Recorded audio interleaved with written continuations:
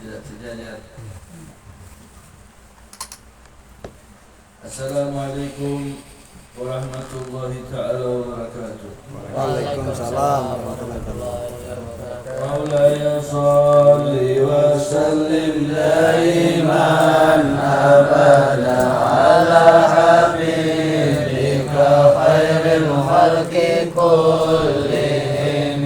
Maulaya sholli wa sallim daiman abada ala habibika khairil khalqi kullihim.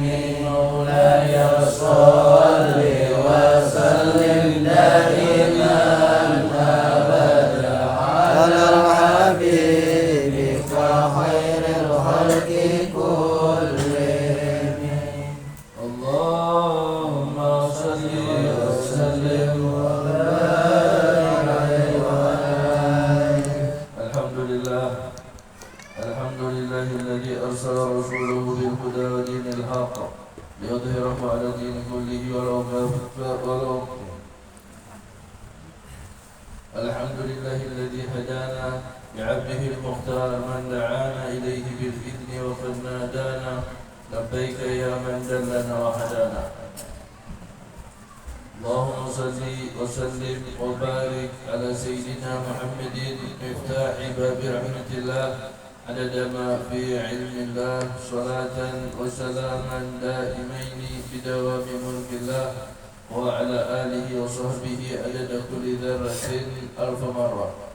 Allahumma salli wa sallim ala sayyidina Muhammad salatan taghfiru biha al-dhunub wa tuslihu biha al-qulub wa tantaliqu biha al-usub talina biha al-shurub wa ala alihi wa sahbihi wa man ilayhi mansub. Rabbi ishrah li sadri wa yassir li amri wa hlul 'uqdatam min lisani yafqahu qawli. Qala Rasulullah sallallahu alaihi wa alihi wa sahbihi wasallam, man kana yu'minu billahi wal yawmil akhir falyaqul khairan aw liyasmut. Man kana yu'minu billahi wal yawmil akhir falyukrim dhayfah. Man kana yu'minu billahi wal yawmil akhir falyukrim jara. Puja puji syukur kehadirat Allah Subhanahu wa taala atas berbagai nikmat yang Allah berikan. Di antaranya Allah jadikan kita sebagai umat baginda Rasulullah sallallahu alaihi wa alihi wasallam. Salawat dan salam kepada junjungan tercinta baginda Rasulullah sallallahu alaihi wa alihi wasallam. Keluarga beliau, sahabat beliau, tabi'in yang insyaallah sampai kepada kita semua yang lagi berkumpul untuk niatnya mendekatkan diri kepada Allah dan mendekatkan diri kita kepada baginda Rasulullah sallallahu alaihi wasallam. Rasulullah sallallahu alaihi wasallam membawa agama yang penuh dengan keindahan, membawa agama yang penuh dengan kasih sayang, membawa agama yang tidak ada kekerasan di dalamnya. Rasulullah SAW di dalam peperangan itu melarang orang-orang untuk menyakiti anak kecil, melarang sahabat-sahabatnya untuk menyakiti orang yang tua, dan melarang untuk menyakiti para rahib atau para pendeta. Para orang-orang yang ahli agama itu ketika ada perintah untuk berperang itu dilarang untuk dizalimi oleh baginda Rasulullah SAW. Jadi agama Islam itu adalah agama yang penuh dengan kasih sayang. Begitu juga Rasulullah sallallahu alaihi wasallam. Rasulullah sallallahu alaihi wasallam sangat mencintai umatnya. Alhamdulillah kita dijadikan sebagai umat baginda Rasulullah SAW. Terakhir ketika dipanggil oleh Allah Subhanahu wa taala, Rasulullah SAW berbisik di telinga menantunya. Ulama mengatakan bahwa yang dibisikkan itu adalah tentang sholat. Yang dibisikkan itu adalah tentang umatnya. Rasulullah mengajak menantunya untuk mendekat karena sudah lemah untuk mengucapkan atau mengangkat suara. Yang diucapkan adalah baginda Rasulullah SAW itu adalah as-shalah. Yang dibolehkan untuk memukul anak atau marah kepada keluarga kita atau marah kepada anak kita itu adalah urusan sholat. Ajarilah anak-anak kalian untuk sholat di umur 7 tahun dan pukullah mereka pada umur 10 tahun kalau mereka tidak melaksanakan sholat. Dalam kitabnya Al-Habib Abdullah bin Alwi bin Muhammad Al-Haddad, penulis kitab Ratib Al-Haddad, mengatakan bahwa kalau ada keluarga kalian, kalau ada yang bersama-sama di dalam rumah kalian tidak mengerjakan sholat, maka marahlah dia semarah-marahnya atau boikot dia. Ada seorang saleh, seorang wali, seorang yang doanya diijabah oleh Allah Subhanahu wa taala yang bernama Al-Habib Shalih bin Muhsin Al-Hamid yang berada di kota Tanggul. Beliau itu kalau ada orang ceramah tidak menyinggung sholat, beliau marah. Jadi apapun materi yang akan disampaikan tetap harus disinggung sedikit tentang sholat. Sholat itu adalah tiang-tiang agama, di mana kata baginda Rasulullah SAW, perbedaan kita dengan orang di luar daripada kita adalah sholat tersebut. Maka mari kita jaga sholat kita ketika kita berusaha untuk mendekatkan diri kepada Allah Subhanahu wa taala dan mendekatkan diri kepada baginda Rasulullah SAW. Cucu beliau yang bernama As-Sajjad, atau kalau bahasa Indonesianya orang yang suka bersujud, yang bernama Al-Imam Ali Zainal Abidin, itu sehari semalam sholat sunnahnya itu 1000 rakaat, atau hari satu malam 1000 rakaat. Jadi bukan cuma fardu, bukan cuma qabliyah, bukan cuma ba'diyah, bukan cuma witir, bukan cuma duha, bukan cuma istikharah, bukan cuma hajat-hajat yang lain. Di luar daripada itu semua ada tambahan 1000 rakaat. Masya Allah.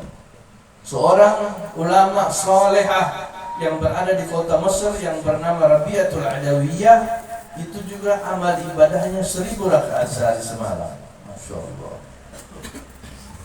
Kita berusaha untuk mendekati amal ibadah yang mereka lakukan, walaupun masih jauh daripada apa yang kita kerjakan saat ini. Berusahalah untuk lebih baik daripada hari kemarin, hari-hari kita, agar hari-hari kita semakin hari semakin membaik. Rasulullah SAW tadi dalam hadis yang saya bawakan mengikat 3 perbuatan yang utama dengan beriman kepada Allah dan hari akhirat. Barang siapa beriman kepada Allah dan hari akhirat, hendaklah dia menjaga lisannya. Jurmuhu shaghir. Jurumnya, bentuknya, lidah itu adalah kecil, tetapi dzunub yang diakibatkan seseorang karena menggerakkan lisannya itu bisa menjadikan masuk di dalam kabair atau dosa yang besar. Al-Habib Umar bin Muhammad bin Salim bin Hafid bin Syekh Bakar bin Salim mengatakan, khat melukai, kasrul khawatir an-nas, melukai hati orang itu lebih a'zam indallah min hadmil Ka'bah. Melukai perasaan seseorang itu lebih besar di sisi Allah daripada merusak Ka'bah, daripada perbuatan yang akan dilakukan oleh Abraha alaihissalam dan dicegah oleh Allah dengan burung-burung ababil. Perbuatan itu diabadikan oleh Allah Subhanahu wa taala di dalam Al-Qur'an, menghancurkan Ka'bah, mau menghancurkan Ka'bah dan dihancurkan oleh Allah Subhanahu wa taala dengan burung-burung ababil. Nah, lisan yang kecil itu yang tidak ada tulang, ketika dia mengucapkan kalimat-kalimat yang menyakiti seseorang saudaranya, atau menyakiti kedua orang tuanya, atau menyakiti hati gurunya, atau menyakiti orang yang lebih tua daripadanya, Islam mengajarkan untuk menghormati yang tua dan menyayangi yang muda. Kata Rasulullah SAW, mereka yang tidak mempraktekkan hal tersebut bukan daripada kami. Mereka-mereka yang tidak menghormati orang yang lebih tua, mereka-mereka yang tidak menyayangi yang lebih muda, maka bukan dari kelompok kami, kata baginda Rasulullah SAW. Dimakan yu'minu billah wal yaumil akhir, barang siapa beriman kepada Allah dan hari akhirat, hendaklah mengucapkan kalimat-kalimat yang baik atau diam. As-sukutu salamah, diam itu adalah keselamatan. Kalau berbicara itu perak, maka diam itu adalah emas. Rasulullah SAW tidak pernah menggerakkan lisannya untuk berdusta dan selalu menjaga lisannya daripada menyakiti siapapun. Wa khaliqin nas bi khuluqin hasan, hendaklah kalian berusaha untuk bersosialisasi dengan manusia. Hablum minan nas itu dengan perangai-perangai yang baik, dengan mempraktekkan perangai-perangai yang baik, tata krama yang baik, sopan santun yang baik, yang tidak ada di buku. Belajar adab itu tidak ada di buku. Belajar adab itu langsung kita melihat guru kita melakukannya, melakukan perbuatan-perbuatan tersebut, mempelajarinya dari orang yang merupakan guru kita. Itu kalau kita praktekkan bisa menyebabkan hidayah, sehingga orang-orang yang berada di luar Islam bisa berbondong-bondong masuk ke dalam Islam. Hati-hati dengan gadget, dengan handphone, dengan telepon, dengan jawal ini ketika kita menyampaikan berita-berita yang tidak benar. Ada amal, ada ibadah, ada perbuatan ketaatan yang kita lakukan, akan kita dapati pahalanya ketika kita sudah memasuki kubur. Tetapi ada juga hati-hati dengan dosa jariah. Apa dosa jariah? Dosa ketika kita memencet gadget kita, menyampaikan berita-berita yang rusak, berita-berita yang bohong, berita-berita yang su, berita-berita yang jahat tentang orang atau apapun itu yang belum kita periksa, kemudian kita pencet, kemudian tersebar di dunia maya. Dunia maya itu tidak ada batasnya, tidak ada batas orang yang membaca, tidak ada batasannya orang yang melihat apa yang kita tulis. Seandainya tulisan yang kita tulis itu menyebabkan perkelahian, menyebabkan pertengkaran, menyebabkan kerusuhan, menyebabkan orang marah, maka itu juga akan menjadi dosa yang terus kita terima walaupun sakarat telah datang dan walaupun kita telah dikuburkan. Maka itu harus kita jaga dan kita perhatikan dengan benar. Setelah kita menjaga handphone kita, jawal kita, gadget kita, kita juga menjaga handphone keluarga kita, anak-anak kita, terutama dengan permainan-permainan game itu yang bisa berbahaya bagi mata, bisa berbahaya bagi otak, dan bisa berbahaya bagi pribadi si anak. Dahulu sebelum ada handphone, permainan kita hanya kelereng, hanya menyentil. Permainan kita hanya layang-layang. Permainan kita hanya bermain bola, bermain takraw, sesuatu yang mengeluarkan keringat. Ini 24 jam, begitu kita bangun, kita langsung pegang jawal kita, pegang handphone kita, langsung kita buka. Sedangkan orang-orang dahulu, Al-Habib Umar bin Muhammad bin Salim, ketika dalam perjalanan pesawat beliau meminta kepada muridnya Al-Quran untuk beliau baca. Kemudian ketika beliau sudah capek, beliau tertidur. Al-Quran masih di tangan beliau. Ya, ambillah Al-Quran tersebut dari tangan beliau. Ketika kapal bergoyang, kemudian beliau tersentak bangun. Apa yang beliau tanyakan? Mana Quran tadi? Quran yang ditanyakan lebih dahulu. Kemudian diberikanlah Quran kepada tangan Habib Umar, dibukalah Quran tersebut, kemudian diteruskanlah membacanya. Habib Umar sudah hafal Al-Quran, tetapi kenapa harus melihat lagi? Ini ada pahala tambahan, ada ajar, ada keuntungan, ada ganjaran yang Allah berikan. Seperti yang dilakukan juga oleh Imam Syafi'i. Imam Syafi'i hafal Al-Quran. Imam Syafi'i kalau bulan Ramadan 60 kali khatmah Al-Quran. Tapi kemudian Imam Syafi'i membuka Al-Quran dan membacanya. Muridnya tanya, bukankah engkau hafal? Hafal itu dapat pahala lain. Membaca, melihat Quran itu dapat pahala lain. Allahumma shalli ala sayyidina Muhammad. Man kana yu'minu billahi wal yawmil akhir falyaqul khairan aw liyasmut. Barang siapa beriman kepada Allah dan hari akhirat, hendaklah yang diucapkan yang baik-baik atau dia diam. Dia jaga kalimatnya. Sayyidina Abu Bakar As-Siddiq, di dalam riwayat kita dapatkan lamma dakhala, ketika mau masuk ke dalam birkah, ke dalam bilik air, ke dalam toilet, beliau harus meletakkan bebatuan di lisan beliau.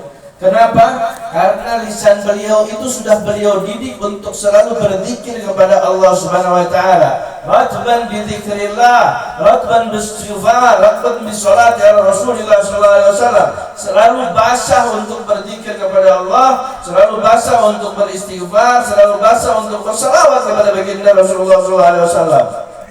Di dalam kamar mandi, di dalam toilet itu, ketika kita melepaskan hajat besar kita atau hajat kecil kita, kita dilarang oleh para ulama untuk menggerakkan lisan dalam berzikir, dalam bertadarus, dalam beristighfar, dalam bersalawat. Sedangkan lisan ini sudah otomatis, ini lisannya Sayyidina Abu Bakar. Tapi apa yang harus dia lakukan? Dia letakkan batu supaya di lidahnya diam. Allahumma shalli ala sayyidina Muhammad. Murid daripada baginda Rasulullah SAW. Kita sebelum memasuki kamar mandi, kita dianjurkan untuk membaca doa. Dia keluar dari kamar mandi, menantu baginda Rasulullah SAW terkadang sujud syukur. Beliau berkata, Subhanallah, Maha Suci Allah, Alhamdulillah yang memberikan makanan kepada kami dengan nikmat dan mengeluarkannya pula dengan suhulah, dengan gampang. Tidak seperti orang melahirkan. Bagaimana kalau seorang laki-laki ketika dia makan makanan itu sudah banyak, kemudian sudah banyak dia harus melepaskan hajat besarnya, sakitnya seperti seorang wanita yang akan melahirkan. Tentunya tidak ada toilet yang dimasuki orang takut masuk, sakit nanti kan. Tetapi tidak demikian. Masuk baca doa, keluar baca doa, masuk kaki kiri, keluar kaki kanan. Masalah kanan dan kiri itu aja atau sunnah-sunnah yang sangat banyak di situ. Ada seorang sahabat daripada Habib Abdul Qadir bin Ahmad As-Segaf, wali yang masya Allah, mempunyai seorang sahabat. Sahabat ini pada saat tuanya itu beliau digulungkan tangan pakaian beliau untuk berwudu. Kita mengetahui dari guru-guru kita bahwa memakai pakaian itu dari kanan ke kiri. Ini nggak ada di kitab. Untuk melipatnya, pernahkah kita dapat di kitab cara melipat pakaian tangan ketika mau wudu? Nggak ada di kitab. Lantas ada di mana? Ada di guru-guru. Yang mengetahuinya hanyalah guru-guru, hanyalah ustaz-ustaz, hanyalah habib-habib yang dekat kepada baginda Rasulullah SAW. Makanya dengan tangan kanan. Bagaimana cara melipatnya? Melipatnya itu dia, kata ulama, sama hukumnya dengan melepaskan. Berarti dimulai dari kiri. Dimulai dari kiri, setelah lipat sampai di sini, sampai di batas siku untuk dibasahi sikunya kalau berwudu, kemudian dia berpindah ke tangan yang kanan. Melepaskannya, meluruskannya lipatan tersebut, mana yang duluan? kanan duluan, sama seperti hukum memakai baju. Ini kan ada di kitab. Kita cari kitab suatu perpustakaan tidak akan dapat cara melipat pakaian ketika mau mengambil air sembahyang. Tetapi itu ada pada pribadi-pribadi para ulama-ulama yang soleh. Dan mereka amalkan sampai saat mereka harus dibantu untuk melakukan wudhu atau air sembahyang. Itu semua karena cinta mereka kepada baginda Rasulullah SAW. Beliau digendong, dipikul untuk masuk rumahnya. Kita tahu bahwa masuk rumah adalah dengan kaki kanan dan keluar rumah dengan kaki kiri. Kenapa? Karena rumah itu sendiri diibaratkan oleh baginda Rasulullah SAW dengan surga. Dan Rasulullah SAW melarang untuk menjadikan rumah-rumah kalian seperti kubur-kubur, dan jadikanlah rumah-rumah kalian bercahaya dengan tilawah Al-Quran. Ketika sahabat daripada Al-Habib Abdul Qadir tersebut mau memasuki rumah dengan cara dan posisi dipikul oleh keluarganya masuk dengan kaki kiri. Begitu sampai ke dalam rumah, Habib nanya, tadi kau masuk pakai kaki apa? Kaki kiri. Keluar lagi. Kau masuk lagi dengan kaki kanan, seperti dipraktikkan oleh baginda Rasulullah SAW. Perkara yang kedua, kata Rasulullah SAW, man kana yu'minu billahi wal yawmil akhir falyukrim dhaifah. Barang siapa beriman kepada Allah dan hari akhirat, hendaklah dia memuliakan tetamu. Ada seorang sahabat, istrinya nggak senang dengan tetamu. Di dalam sebuah kitab dikatakan kalau istri tidak suka tamu maka boleh diceraikan. Karena ini dikaitkan oleh baginda Rasulullah SAW dengan iman kepada Allah dan hari akhirat. Jadi tamu itu luar biasa. Ini sahabat mengadu kepada Rasulullah SAW, ya Rasulullah, saya punya istri tidak suka tamu. Begitu. Kau undang kita akan datang kepada rumahmu. Kemudian kalau kita datang ke rumahmu itu, kau suruh istrimu mengintip dari belakang. Sama seperti istrinya Nabi Ibrahim alaihissalam mengintip percakapan Nabi Ibrahim dengan malaikat. Dia intip dari gordeng, dari belakang, dari tirai. Suruh istrimu intip. Maka diundanglah Rasulullah SAW. Datanglah Rasulullah SAW ke rumah sahabat itu. Kemudian istrinya intip dari dalam. Apa yang terjadi percakapan, Rasulullah diberikan makanan, kemudian kau keluar. Setelah keluar, dia tanyakan, apa yang kau lihat? Kau punya tamu yang lain, kau undanglah kemari. Kenapa soalnya? Apa yang kau lihat? Saya lihat itu tetamu kita, yaitu Rasulullah SAW, masuk dengan cahaya yang sangat banyak, dengan pahalanya Allah yang sangat banyak, kemudian keluar dengan gumpalan-gumpalan hitam daripada dosa-dosa kita. Allahumma shalli ala sayyidina Muhammad. Ad-duyuf itu, tamu-tamu itu akan masuk ke rumah tetamunya itu, ke rumah yang dia datang untuk bertamu padanya, dengan pahala, dengan ujur, dengan ganjaran lipatan pahala dari Allah Subhanahu wa taala, wa yakhruj, dan akan keluar dengan membawa dosa daripada sahibul bait tersebut. Membawa kesalahan-kesalahan dibawa keluar. Jadi menjadi bersihlah orang yang kedatangan tetamu.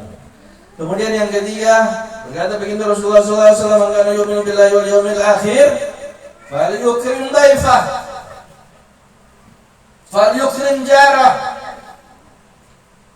Al-yatakallam ila khair. Tidak usah berucap kecuali yang baik. Al-ikram ala duyuf wal ikram ala jar. Tidak mengucapkan kalimat kecuali yang baik. Kemudian memuliakan tetamu. Yang terakhir kata Rasulullah SAW adalah memuliakan tetangga. Kata Rasulullah SAW, ini malaikat Jibril selalu menasihati saya tentang hukuk, tentang hak-hak tetangga. Saya takut ini tetangga dapat warisan. Maka orang yang beriman itu 40 paling sedikit 40 ke kanan aman jirannya, 40 ke kiri aman jirannya, 40 ke depan aman, 40 ke belakang. Dikelilingi dengan keamanan.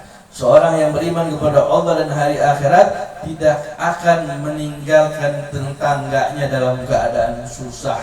Kata Rasulullah SAW ketika memerintahkan untuk dimasak makanan, kata Rasulullah SAW, kasih banyak, dia punya air, kuahnya kasih banyak. Untuk apa? Untuk dibagikan kepada tetangga-tetangga. Insya Allah dengan menghadiri maulid-maulid seperti ini, kedekatan kita kepada kedekatan baginda Rasulullah SAW bertambah, hajat-hajat kita dikabulkan oleh Allah Subhanahu Wa Taala, dosa-dosa kita diampunkan oleh Allah Subhanahu Wa Taala. Kita doakan istri-istri daripada kita menjadi istri-istri dikelompokkan oleh Allah dalam istri-istri yang solehat, suami-suami menjadi suami-suami yang soleh, anak-anak kita menjadi anak-anak yang soleh, keluarga kita menjadi keluarga yang baik, tetangga kita menjadi tetangga baik. Tidak keluar dari mulut kita kecuali perkara-perkara, kecuali ucapan-ucapan, kecuali pembicaraan-pembicaraan yang baik. Dan ya Allah, ya Rahman, ya Rahim, ya Bari, ya Allah, jadikanlah akhir kalimat yang terucap daripada lisan kami kalimatut tauhid, la ilaha illallah, la ilaha illallah, la ilaha illallah, Muhammadur Rasulullah sallallahu alaihi wasallam, kalimatul haq alaiha nahya wa namut wa nabadu insyaallah ta'ala minal aminin. Ya Allah, jadikanlah kuburan kami taman daripada tamannya surga. Ya Allah, jadikanlah kami dibangkitkan bersama-sama dengan baginda Rasulullah SAW. Ya Allah, jadikanlah kami orang-orang yang mendapatkan kitabnya dengan tangan kanan. Ya Allah, jadikanlah kami orang-orang yang selamat ketika meniti siratal mustaqim. Ya Allah, jadikanlah kami kelompok yang minum dari telaga baginda Rasulullah SAW. Ya Allah, jadikanlah kami orang-orang kelompok kaum yang masuk ke dalam surganya Engkau ya Allah, bersama-sama dengan baginda Rasulullah sallallahu alaihi wasallam.